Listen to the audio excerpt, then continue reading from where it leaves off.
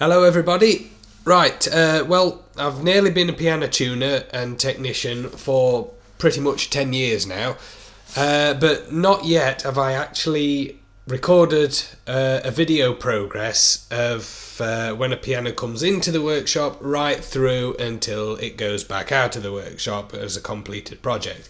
So I thought I would record everything that we do on an average job. And this piano that's come in recently from the concert hall in Nottingham, Bechstein Grand, I thought it would be a good opportunity to just record everything from start to finish and show everybody what it is I do for a living. Yay! So the following sets of videos are just basically me recording as I go. There's nothing fancy, no fancy editing, no fancy setup. I'm not going to do a lot of dubbing or adding fancy effects to the videos or anything. This is just me recording myself and recording what I'm doing from the start to the end of a complete piano rebuild. So to anyone who's interested, enjoy, and yeah, we'll see how it goes. Right, this is C. Bechstein from the concert hall in Nottingham, serial number 67784, due for a full rebuild including case parts. As you can see, it is definitely required. Damaged, and also a lot more around the back.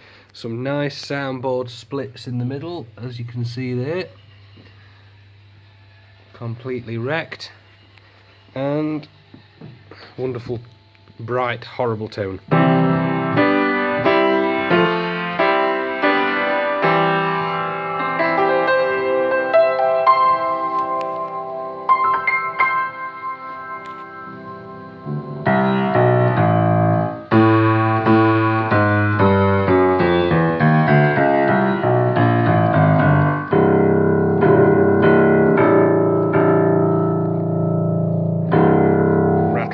Buzzers and all sorts. So, complete rebuild. Let's see how we get on. We've got soundboard splits galore. You can see better now that we've got the lid off. Something else to mention on this piano is this split right at the back. That is completely loose all the way down the back of that piano. You know what's done that? It's been stored near a radiator and it's dried it out completely. That's all loose. That is going to be an absolute nightmare to fix. Have a look underneath, see what it looks like under there.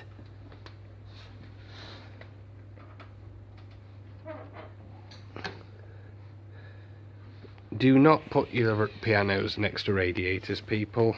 It's not a good idea. Okay, so I've just pulled the action out of this piano, and here we are. There we go. So it's a slightly later Bechstein because it has actually got, probably can't see very clearly, but it's got the capstans at the back of the key rather than the plugins. This piano is going to be having an entirely new action fitted. This action's absolutely tired. And being as it's going to be used in a concert venue, then we're going to make sure that it's playing at its absolute premium. Schwander action, I think, is it? Let's have a look. Yep, Schwander patent action. Absolutely shattered rollers, and that's only on the first hammer.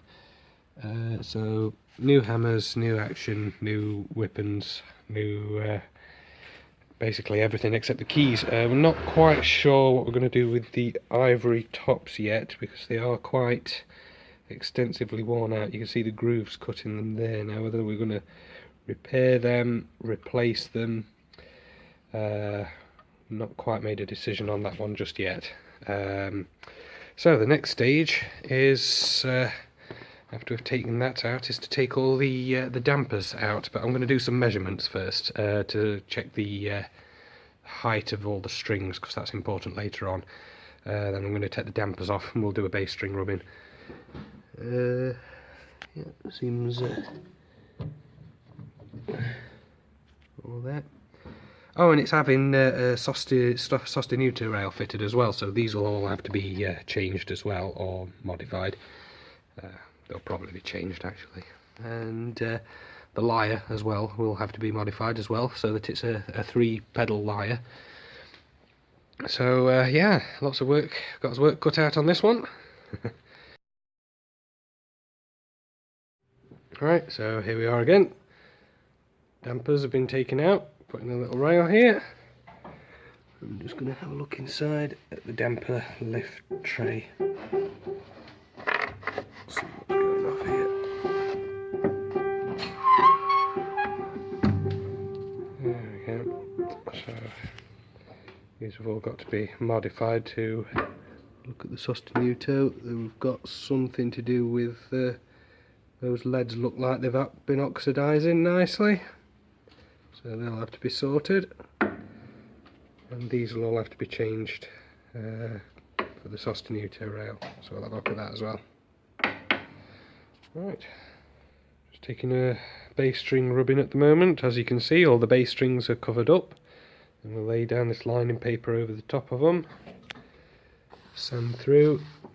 And what you do is you sand across the bridge. Normally you keep it flat, but I'm holding the phone at the moment. But what you basically do is rub across like that, to mark out where the bridge pins are. And then we're going to rub a chalk crayon or graphite crayon across there to show where the copper starts.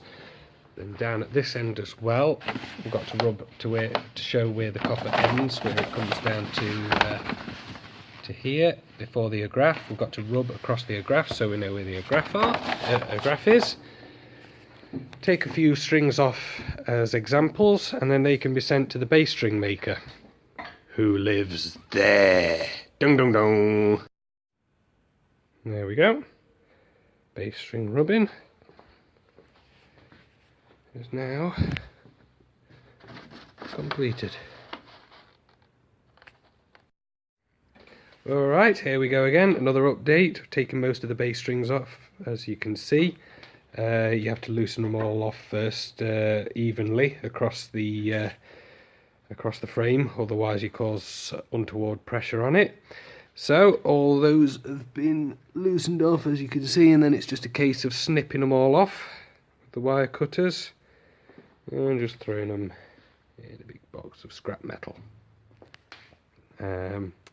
You also have to make a note of the stringing pattern, because as you can see, most of these go round the bridge and come back on themselves, so it's going round and round and round.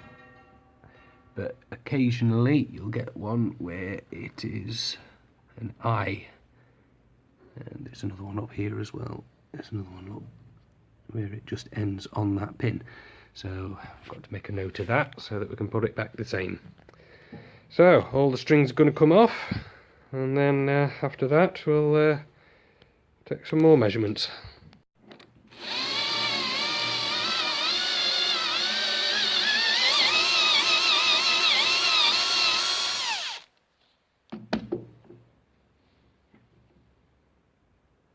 Old. There we are with the frame coming out.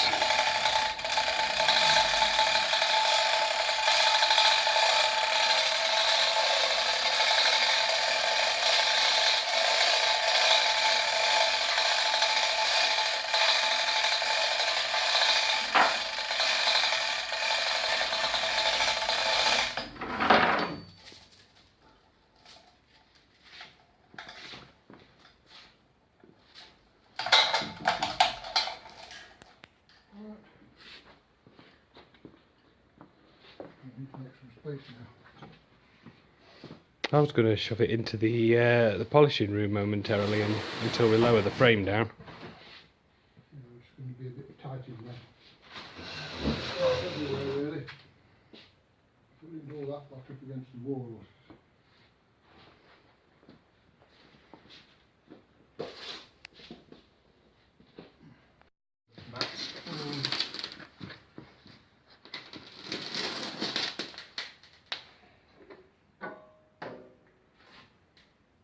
that. Let's just come round and have a look. Frame now. Frame.